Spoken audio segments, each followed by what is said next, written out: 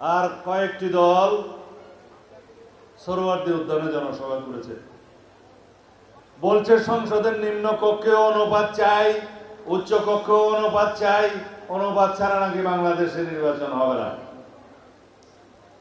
যারা এই কথা বলছে তারা একটা চরের দল, যারা 16 বছর আওয়ামী লীগের সাথে ছিল, জন্য হাত পাকা দিয়ে বাতাস করেছে। তারা বলছে বাংলাদেশের নির্বাচন নাকি অনুপাত হারে হতে হবে উভয় কক্ষে। জিন্দেগিতে কোন নির্বাচনে তারা কখনো একটি আসনও পায় নাই, একটা মেম্বার চেয়ারম্যানও হইতে পারে নাই। শেষ পর্যন্ত একটা সিটি কর্পোরেশনের নির্বাচনে আওয়ামী লীগের অধীনে নির্বাচনে গেছে, সেই নির্বাচন আমরা বর্জন করেছিলাম, সেখানে একটা দন্ত মোবারক শহীদ হয়ে গিয়েছে। আমরা সবাই আমাদের সকলের দাঁত হেফাজত করুক, আমিন।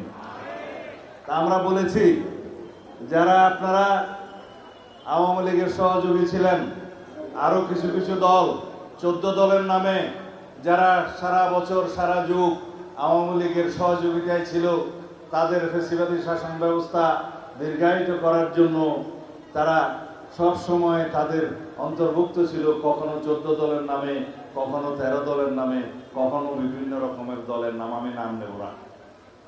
তারা এখন সংস্কার কমিশনে এসে বড় বড় কথা বলছে, সারাদিন আলোচনা করে খানা পিনা খায়, সন্ধ্যাবেলা চলে যায়, কিন্তু কোনো সিদ্ধান্ত হয় না।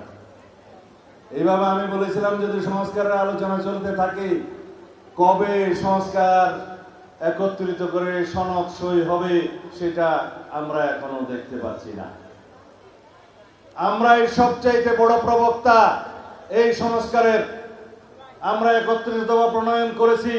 এই সরকার দায়িত্ব নেওয়ারও আরো 1-1.5 বছর আগে আমাদের নেতা জনাব তারেক রহমান জনসভার মধ্য দিয়ে সেই 31 দফা জাতির সামনে উপস্থাপন করেছেন। সেই 31 দফার বাইরে এমন কোনো প্রস্তাব নাই, এখন নতুন ভাবে আলাপ হচ্ছে। তবে আমরা এই সংস্কার প্রস্তাবগুলোর একদম বিস্তারিত পরিকল্পনা প্রণয়নের কাজে আছি। এক একটি দফার অধীনে বিশাল বিশাল পরিকল্পনা আমরা এখন প্রয়োগ করছি। স্বাস্থ্য খাত, শিক্ষা খাত, আদালতের বিষয়, বিভিন্ন দারিদ্র্য বিমোচনের বিষয় এবং বিভিন্নভাবে সুশাসন প্রতিষ্ঠার জন্য সরকারের দেশের বিভিন্ন সেক্টরে আমরা সেই পরিকল্পনা প্রণয়নের কাজে ব্যস্ত আছি।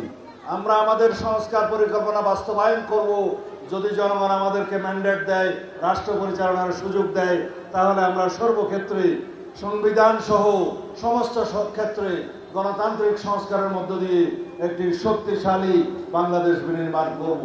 সেই হিসাবে সকল রাষ্ট্র কাঠামো, সাংবিধানিক কাঠামোর সমস্ত গণতান্ত্রিক সংস্কার হবে।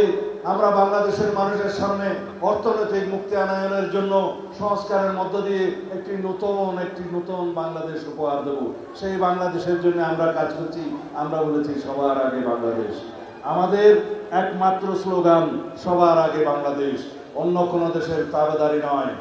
আমরা পার্শ্ববর্তী দেশের হুকুম দখলদারিত্ব দেখেছি এই দেশে, আমি নাম নিচ্ছি না। বাংলাদেশের পুরো সীমানা করদ রাজ্যে পরিণত হয়েছিল, আমরা দেখেছি। বাংলাদেশের সমস্ত রাষ্ট্রীয় কাঠামো, সমস্ত কার্যক্রম সরকার পরিচালনা করত দিল্লি থেকে, আমরা দেখেছি। সেই দিন যেন আমাদের আর না দেখতে হয়। এইগুলো যদি আমরা বলে নির্বাচনের কথা বললে আমরা নাকি আরেক দেশের চর হয়ে গেলাম, গোয়েন্দা হয়ে গেলাম, কি যেন এজেন্ট হয়ে গেলাম।